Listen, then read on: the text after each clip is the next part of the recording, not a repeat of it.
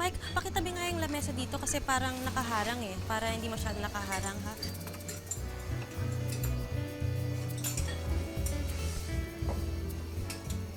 Si Sheila ba? Nag-coordinate na ba with the flower shop? Sure? Okay. Kaya lang yung mga halaman kulang pa. Don't forget. Ito, pakipantay lang, please. Êtes-vous Madame Bautista? Oui, monsieur. I'm Carla, Operations Manager here. May I help you? Miss Katrina, I need your assistance here. The client is getting angry because this is not the flower she ordered. Oui, monsieur. I'm on my way there. Mon Dieu, appelez une ambulance! Vite!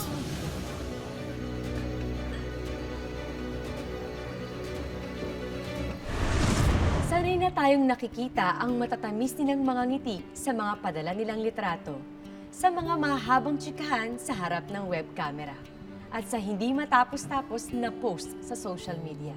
Ang akala tuloy natin, walang kasing sarap ang buhay OFW. Pero ang hindi natin alam, may mga luha at pait at mga sakripisyo at pagdurusa na mas pipiliin nilang itago na lamang at wag nang ipakita pa.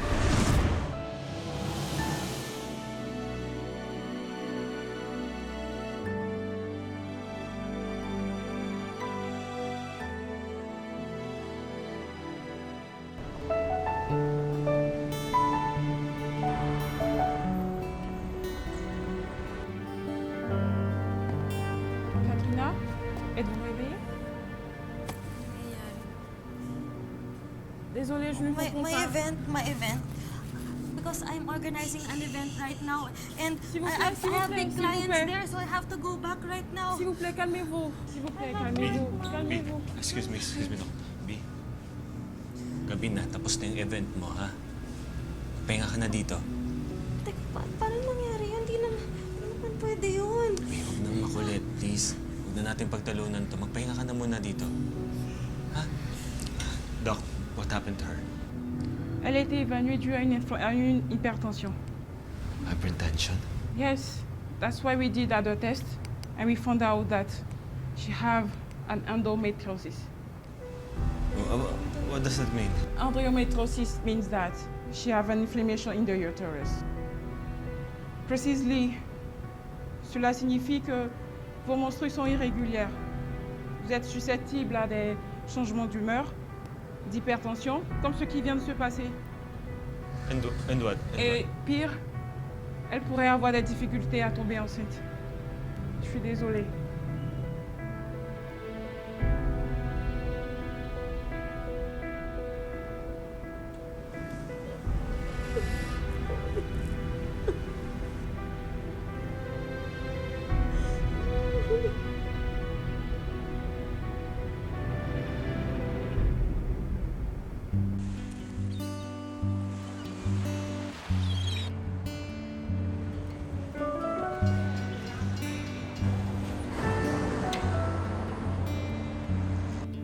Oh, dahan-dahan. Okay lang ako. Teka, hindi ba natin pag-uusapan yung sinabi ng doktor? Ano bang dapat pag-usapan? Alala mo ba nung nag-retreat tayo? Tapos pinasulat tayo ng 3 wishlist natin. Tatandaan mo ba yung sinabi mo? Parehas nga tayo na sunod sa number 1, di ba? Visa. Number 2, makaluwag-luwag naman sana para maka-invest tayo at makauwi na ng Pinas. At number 3, ka-baby. Pasensya na kung medyo malabo na yata yung number 3 na pangarap natin dahil sa akin. Tama na. Okay lang naman yun eh. Di ba nga, sabi ng doktor, mahirap lang daw magkaanak. Pero hindi naman imposible.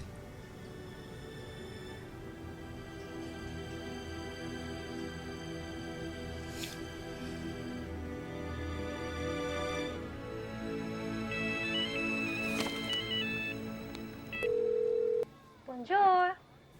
Aba, pabunjur-bunjur ka pa dyan. Si Mama to. Ay, hello, Ma. Pasensya na, nasanay lang ho eh. Kamusta na, Ma? Ako anak, pwede ba? Never ako lilipad dyan. At saka wala akong oras para mag-aral ng mga, ano yung mga lingga-lingway ng mga ano yan? Hindi ko maintindihan. Ganyan po talaga dito. Tayo yung mag-a-adjust, hindi sila. Naku, teka muna sandali anak. Kaya nga pala ako napatawag sa'yo kasi isang linggo ka na hindi tumatawag sa amin. Siyempre lahat kami nag-aalala sa'yo, no? Ah, sorry, Ma. Pero, natanggap niyo ba yung text ko? Kasi, mukhang malabo na yata na magkakaanak pa ako. Naman to anak, laban lang. Ang importante dun, dasal. Okay? Ay nako, please don't lose hope, darling. Pasensya na, Ma. Hindi ko kayo mabigyan ng apo. Anak, makinig ka ha. Pag ako nabigyan mo ng apo, eh di masaya. Pero hindi ko pagpipilitan, lalo na kung nakataya ang iyong health. Nakasalalay yung health mo doon, wag na lang, di ba? Thank you, Ma.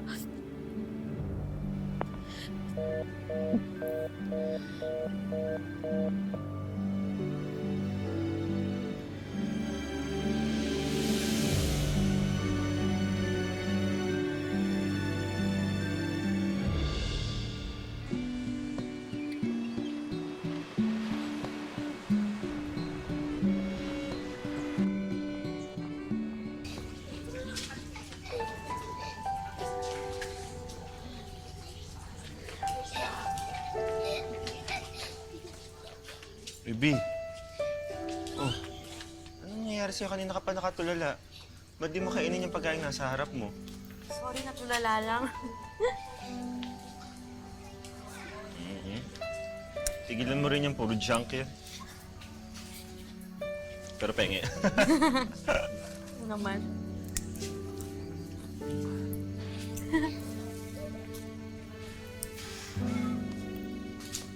May kumakain ba kayo? Sarap nga eh. Ganda. Nakaupo na rin, nakaka-stress pala itong mga pag-organize sa mga children's party. I don't know how you do it in your job. Ay, naku, Brian, wag mong paglaruan yan! Doon ka. Maglaro ka doon. Isa. Dalawa. Naku, nakakaloka. Yung anak ko walang breathing. Sasakit ng ulo ko. Sabi ko naman. Excuse me, mag-CR lang. Okay, Manuel. O ano, napagod ka kaka-organize ng children's party, no? Girl, Children. sinabi mo pa.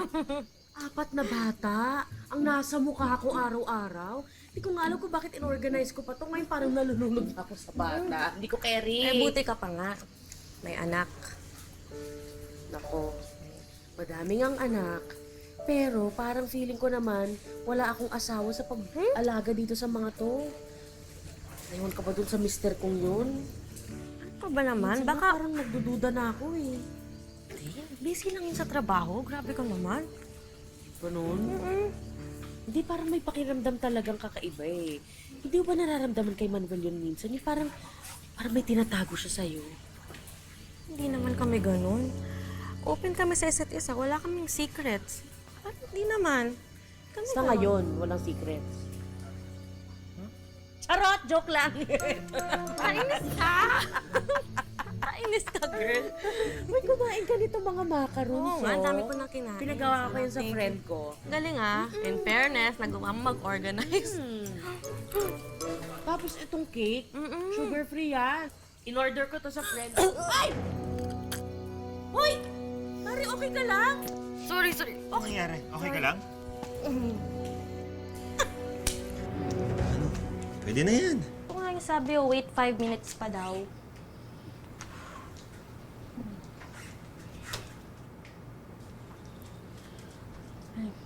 B, Oh, wag masyadong umasa. Eh, kasi naman sabi naman ni Sylvia, buntis ako pero hindi naman sure yun. kung negative, edi subukan na lang natin ulit, di ba?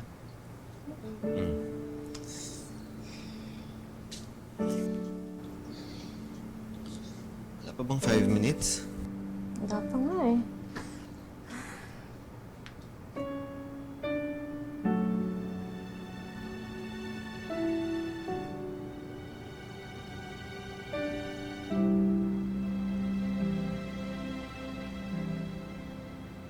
Mark, positive! Positive! Totoo ba to? Totoo yan! Positive! Sa magiging daddy na ako! Thank you! Totoo ba to?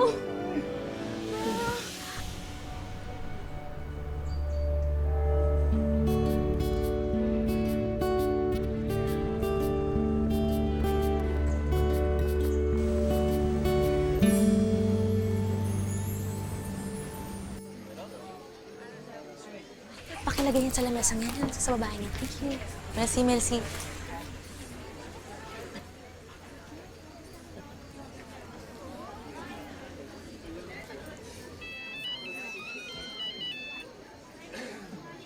Hello, Ma. Teka lang, sorry. Medyo busy lang ako eh. Hello anak. Grabe, ang haba naman ng biyahe dito papunta sa France. Nakakapagod. Teka muna sandali. Ikaw ba'y nagtatrabaho na naman, ha? Eh, malaki kasing kliyente to, Ma. Tsaka alam mo naman, kailangan pa namin mag-ipon ni Manuel para sa baby. Nako anak, hindi ba sinabi ko na sa'yo? Tama na yung kakatrabaho mo dahil madadamay ang bata sa stress mo. Ano ka ba? Teka, Ma, wait lang ha. Wait lang. Carla! Oh, sorry, sir. I'm just talking to my mom. I will put it down. Sorry. Enfin, Carla! Sorry. Hello? Hello? Carla! Taco! I think I'm going to give birth already.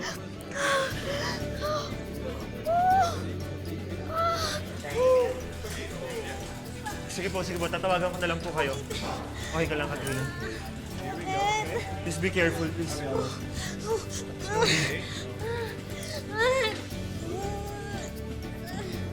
Madame, le bébé arrive plus tôt que prévu. Nous allons devoir procéder à l'accouchement. OK? Allez-y, poussez. Allez-y. Push up, push. Poussez. Yes. Pas de plus. Allez. Poussez. Poussez. Pas de plus. Allez-y. OK. Encore une fois. Allez-y. OK. Poussez. Poussez. OK. Allez-y. Poussez. Ça va? OK. Poussez. Allez. Poussez. Très bien. Félicitations. Vous avez une petite fille.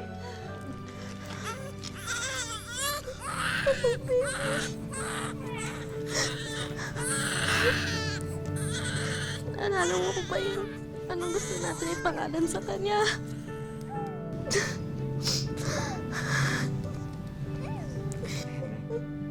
Ano yun, yung matagal nating pinapangarap.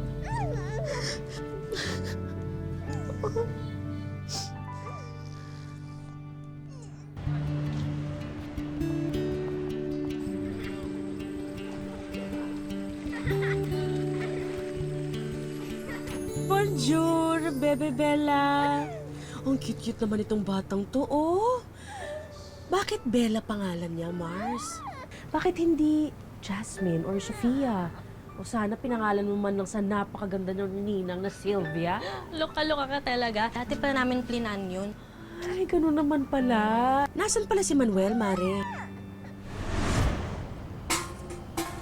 Huli na natin to, no? O yan, makakauwi ka na. Miss mo na mag-ina mo, ano? Oo, pare. Grabe, mag-isa lang kasi dun si Mrs. tsaka si Baby. Nasaan na kaya si Lito? Ilang araw nang hindi nagpaparamdam eh. Si Lito, ang huli kong balita, umalis na naman daw dun sa amo niyang Russian eh. Paano, nababaliw? May umaaligid daw kasi na gendarmerie, kaya ayun, umalis. Eh alam mo naman tayo mga Pinoy, ayaw talaga natin umuwi ng Pilipinas kasi ayaw daw natin magdildil ng asin. Oh, okay na yan? Oo, ayos na.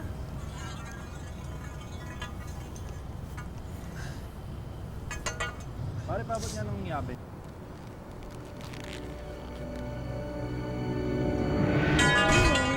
Nagtatrabaho kasi ginagawa yung villa kung saan siya nagtatrabaho ngayon. Kaya puro late night siya doon buong araw. Wow. Sabadong-Sabado nagtatrabaho.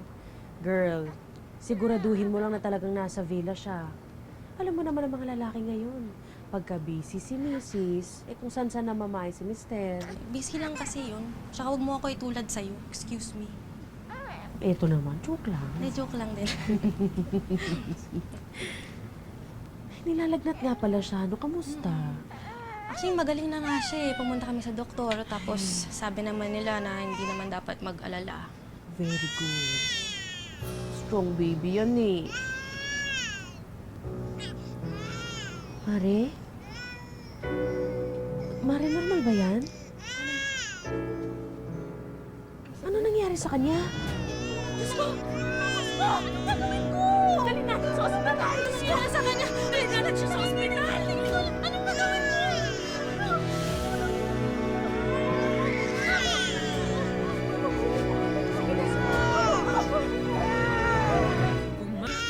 Mare? Mare, normal ba yan? Ano nangyari sa kanya? Diyos ko! Anong gagawin ko? Dali natin sa ospital! Ano nangyari sa kanya? Dali natin siya sa ospital! Anong gagawin ko?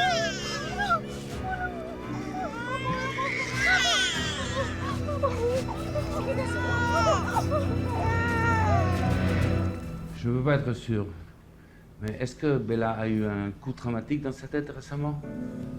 No, monsieur. C'est pas normal, elle a quelque chose qui vraiment est très grave.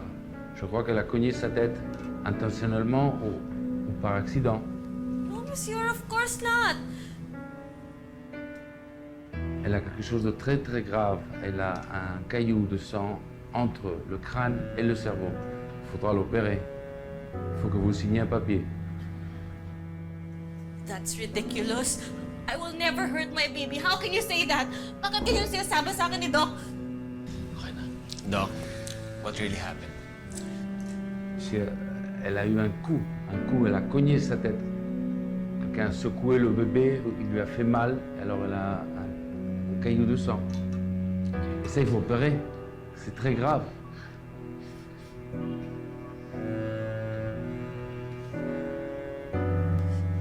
Kasalanan ka to eh. Hindi dapat ako maalis ng bahay eh. Hindi yung puro trabaho. Hindi napapabayaan ko. Hindi mo naman kasalanan to eh. Baka may kondisyon si baby noon pa. Tsaka, pag na-operahan, malalaman na lang natin kung ano talaga yung sakit niya. Hindi niya naman tayo naiintindihan eh. Sige nga, sabihin mo sa akin. May nangyari ba? Naumpog pa si baby, nalaglag. Hindi, of course not. Wala. Ingat na ingat ako sa kanya. Vous devrez signer un papier pour faire l'opération. Voilà, autorisation pour opérer le bébé.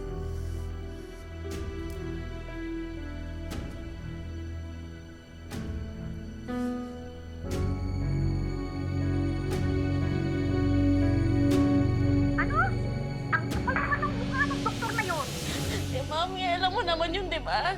Hindi ko yan sasaktan si Baby Isabel. Ingat na ingat ako dyan kahit aksidente. Tapos sasabihin nila yan sa akin. Wala kayong makikita ng sugat. Di basta, walang galos. Wala kayong makikita. Alam ko yun, anak. Pero kung naandyan ako, Naku, makakatikim sa akin. Talaga nakakapagigil talaga yung doktor na yan. sobra na yan, ah. Pero, ibali anak. Magdasal ka na lang para maging Successful ang operation ni baby, okay? Relax! Sige na, at marami pa ako gawin dito, anak. Okay, bye-bye. Love you, bye-bye.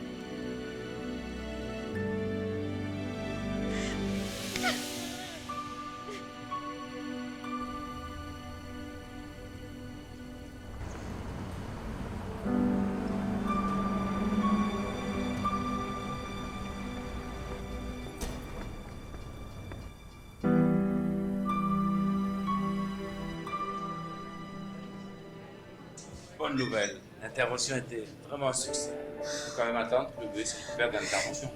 Merci beaucoup. Plaisir.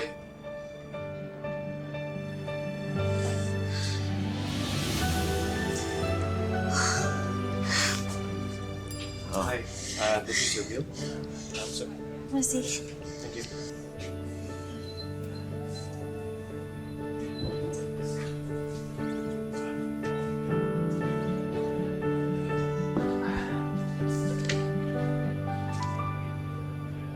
alam naman natin na sagot ng gobyerno yung 70% ng bill natin sa France. Ang laki-laki pa rin ang babayaran natin. Huwag mo nang isipin to. Parang hindi ako mag-aalala. Nakikita mo naman, ang mahal-mahal ang babayaran natin eh. Tsaka pinag-usapan na natin to, di ba? Yung savings natin, tama lang nga. Paubos na nga yung pera natin ngayon eh.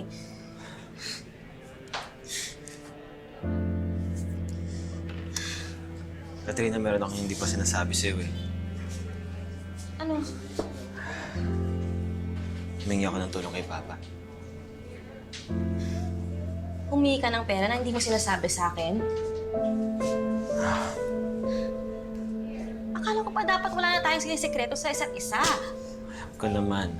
Pero huwag na natin isipin yun. Ang importante, meron na tayong pambayad ng bills O para... ano pa? Ano pang nililingin mo sa akin? Sabihin mo na! Wala na. Yun lang.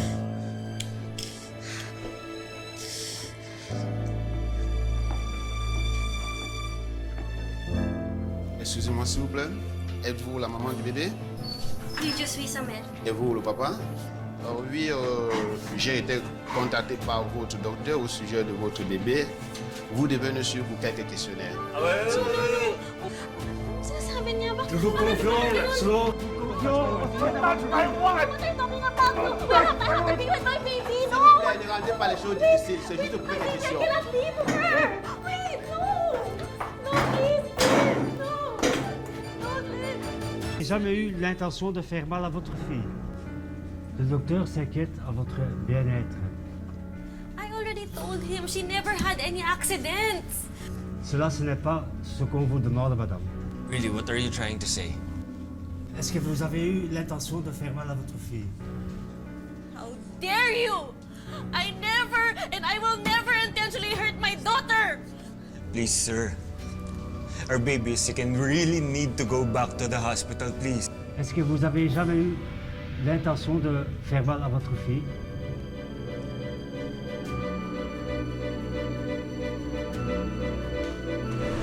Alam nyo, kung hinayaan lang sa amin ang bata na kami ang mag-alaga, hindi magkakaganito eh.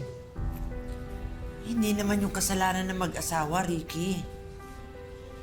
Oo nga, totoo yan, Balae. Saka you don't have to worry about it. Kasi tumulong na naman yung French na amo ni Manuel eh. And besides, nagbigay na rin siya ng abogado para sa dalawa. Tsaka alam naman natin na inosente yung dalawa sa mga binibintang sa kanila, di ba?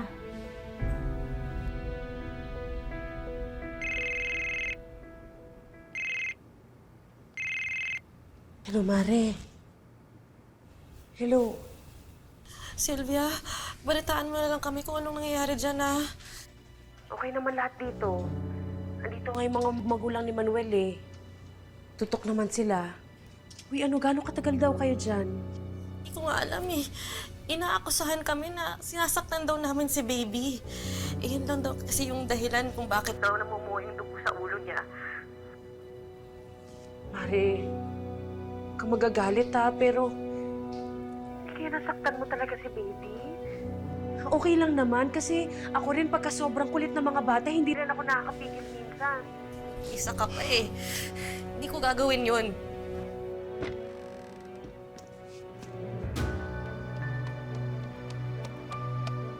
Le bébé est entré dans le coma. On peut rien faire d'autre qu'attendre qu'il se réveille. Ano nangyayari dyan? Hello? Diyos ko, Mare! Naku ba si baby? Diyos ko po! Ano?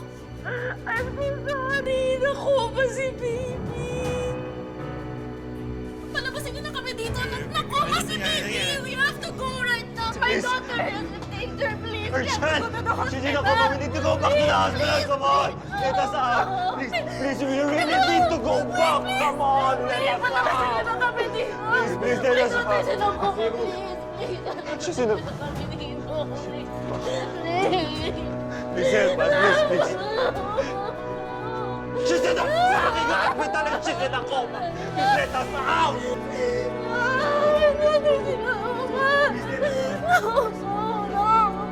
Come on! Yes! Yes! Allez!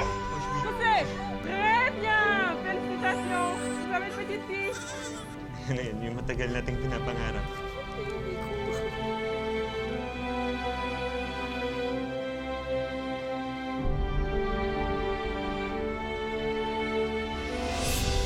Gising na. Gising. May good news ako sa'yo.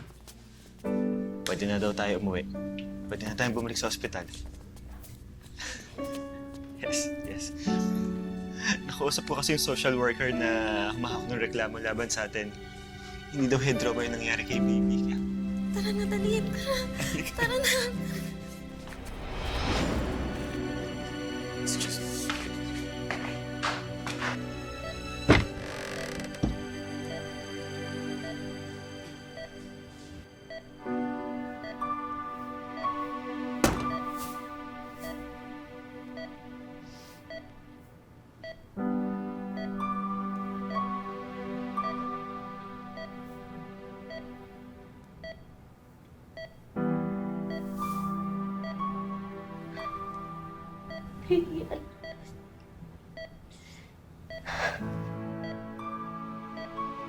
Balik nga ako ng Pilipinas.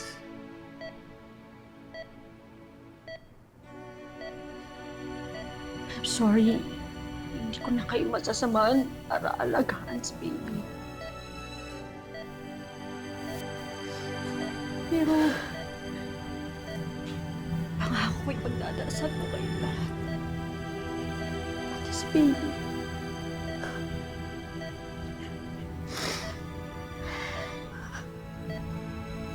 Pag magaling na si baby, iuwi mo siya sa Pilipinas. Pangako mo yun sa akin.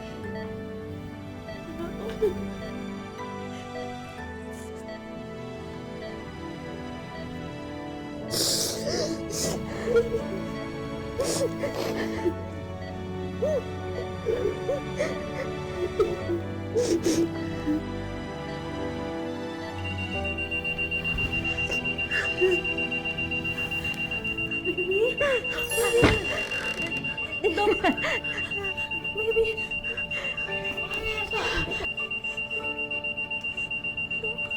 What does this mean, baby? C'est un miracle. Une très bonne nouvelle. Le bébé est hors du coma. What? Baby! Baby!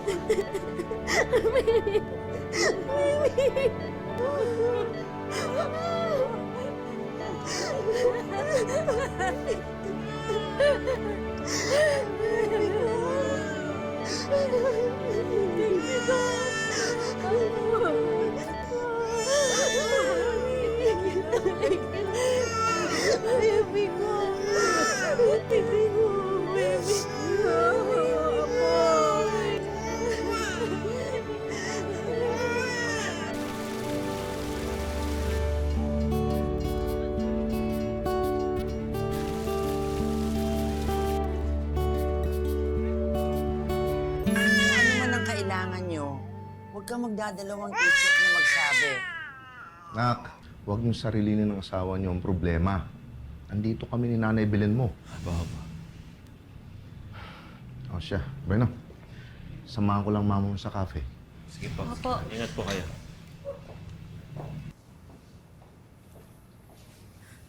Mari, narinig ko yung mga nurse na nag-uusap sa labas. Pupunta daw dito yung mga pulis para kunin si baby. Ano? Eh, akala ko ba kaya kami binalik dito kasi wala naman silang pruweba? Oo, pero hindi pa tapos yung investigasyon. Kukunin nila si baby at ilalagay nila sa kustodiya ng gobyerno ng France. Kung ako sa inyo, itakas niyo na siya. Hindi natin sigurado kung paiikot-ikutin lang nila tayo. Anong iniisip mo? Hindi ko na kayang mawala si baby. Hindi ko nakakayanin yun. Kunin mo na yung mga gamit natin. Kukunin ko na si baby. Tatakas tayo.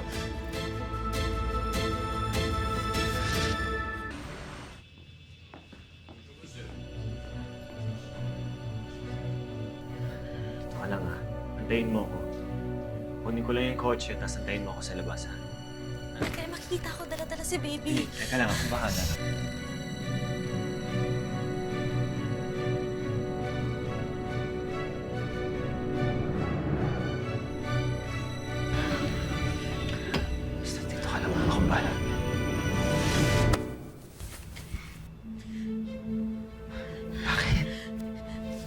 naman tayong ginagawang masama eh. Hindi naman tayo masasamang magulang.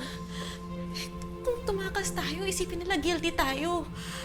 Para meron tayong tinatakasan. Ang iniisip mo, anong gagawin natin? Ha? Kahit mahirap.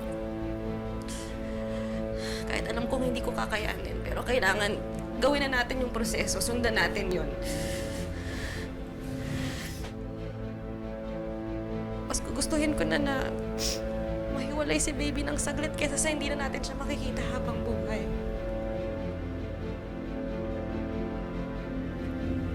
Please.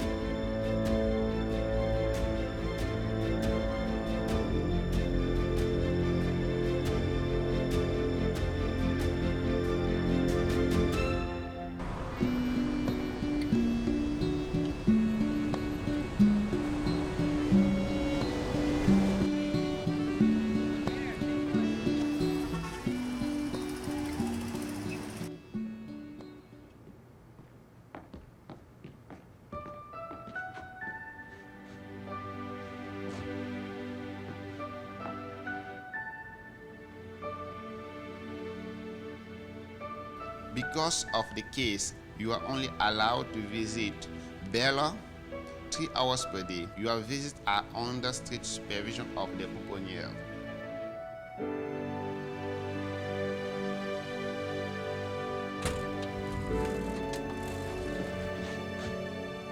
Pagkatapos ng mga hearing at di na mabilang na pag-iyak at pag-aalala, sa wakas, nauwi na rin namin si Bella.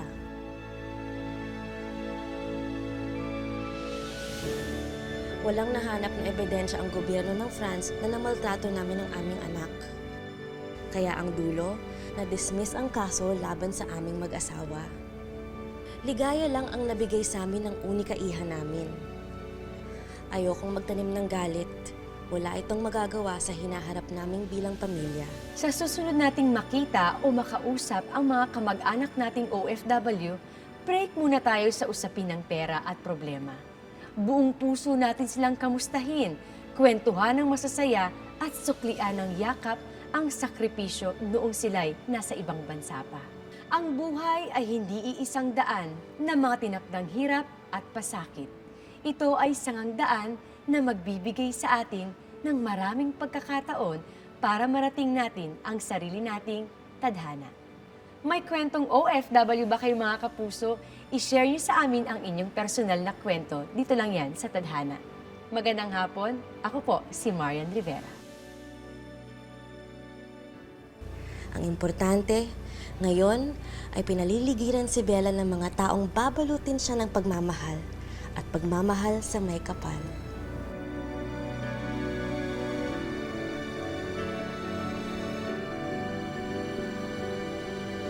Ay, unika iha!